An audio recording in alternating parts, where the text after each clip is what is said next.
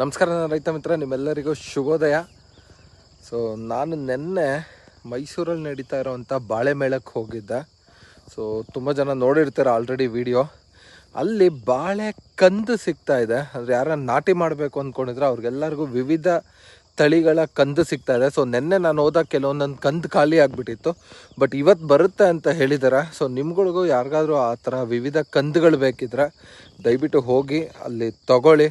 ಯಾಕಂದರೆ ಎಲ್ಲ ಒಂದಷ್ಟು ಒಳ್ಳೆ ಕ್ವಾಲಿಟಿ ಕಂದುಗಳಿದೆ. ಸೊ ರೀಸೆಂಟಾಗಿ ನಾನು ಈ ಶಂಕರಪ್ಪ ಅವ್ರದ್ದು ವಿಡಿಯೋ ಮಾಡಿದಾಗ ಸೊ ಅಲ್ಲಿ ಅವರಿಂದ ತಿಳ್ಕೊಂಡಿದ್ದೇನೆಂದ್ರೆ, ಆ್ಯಕ್ಚುಲಿ ನಾವು ಕಂದು ಬಳಸಿದ್ರೆ ಸೊ ನಾವು ಮಾಡ್ತಾ ಇರೋವಂಥ ಈ ನೈಸರ್ಗಿಕ ಕೃಷಿಯಲ್ಲಿ ಪ್ಲಸ್ ನಾವು ಈ ಗುಂಪು ಬಾಳೆ ಮಾಡ್ತಾ ಇರೋದ್ರಿಂದ ಸೊ ಬಾಳೆ ಆಯುಷು ಹತ್ತತ್ರ 30 ವರ್ಷ ಇದೆ ಅಂತ. ಸೊ ನಾವು ಈ ಏನು ಟಿಶ್ಯೂ ಕಲ್ಚರ್ ಬೆಳೆಸಿದ್ರೆ ಸೊ 30 ವರ್ಷದ್ದು ಬರಲ್ಲ. ಸೊ ಅವ್ರ ಹತ್ರ ಒಂದು 2-3 ವರ್ಷ ಅಷ್ಟಕ್ಕೆ ನಿಂತೋಗ್ಬಿಡುತ್ತೆ. ಸೊ ಅದರಿಂದಾಗಿ ನೀವು ಕೂಡ ಅಲ್ಲಿ ಹೋಗಿ ಕಂದು ತೊಗೊಂಡು ಸೊ ಈ ಬಾಳೆನ ಇನ್ನೂ ಒಂದಷ್ಟು ವೃದ್ಧಿ ಮಾಡಿ ಅಂತ ಹೇಳೋಕ್ಕೆ ಇಷ್ಟಪಡ್ತೀನಿ. ವಾವ್, ಸಖತ್ತಾಗಿದೆ ಸೀಬೆಹಣ್ಣು.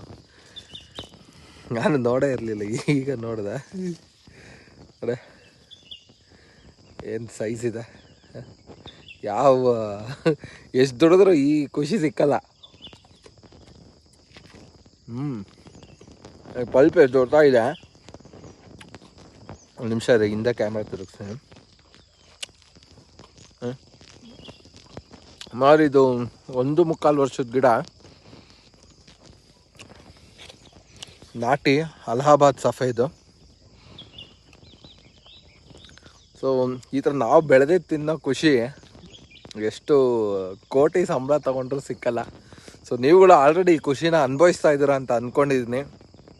ದಯವಿಟ್ಟು ಮರೆಯಿಲ್ದ್ರ ಯಾರ್ಯಾರು ಮೈಸೂರು ಸುತ್ತಮುತ್ತ ಇದ್ದೀರಾ ಇವತ್ತು ಆದಷ್ಟು ಬಾಳೆ ಮೇಳಕ್ಕೆ ಹೋಗೋಕ್ಕೆ ಟ್ರೈ ಮಾಡಿ. ಈ ಥರ ಒಂದಷ್ಟು ಕಂದುಗಳಿದೆ, ತೊಗೊಂಬಂದು ನಿಮ್ಮ ತೋಟದಲ್ಲಿ ಹಾಕಿ. ನಾನು ಒಂದು 3-4 ಕಂದು ತಂದಿದ್ದೀನಿ, ಮನೇಲಿದೆ. ಸೊ ಅದನ್ನು ಇನ್ನು ಸದ್ಯದಲ್ಲೇ ನಾಟಿ ಮಾಡ್ತೀನಿ.